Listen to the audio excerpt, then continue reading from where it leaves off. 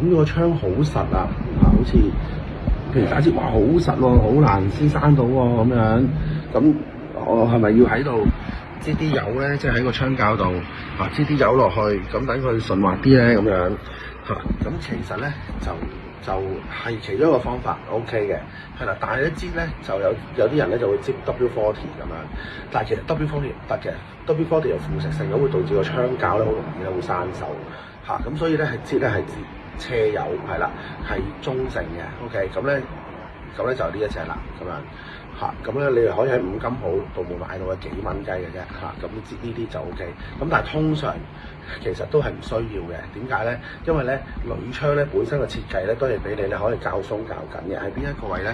大家可以睇下。咁首先打開咗個窗先啦。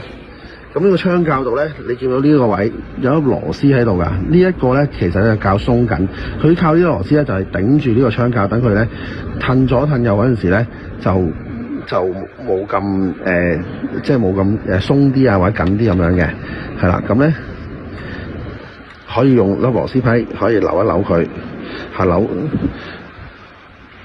咁不過呢個咧已經係老化咗食實咗啦，喐唔到啦。咁唯有咧就擠油啦，咁咧同埋咧睇下有冇多呢啲污糟邋遢嘅嘢，咁可能咧抹窗掃一掃啲沙石，咁咧就可能會順好多噶啦。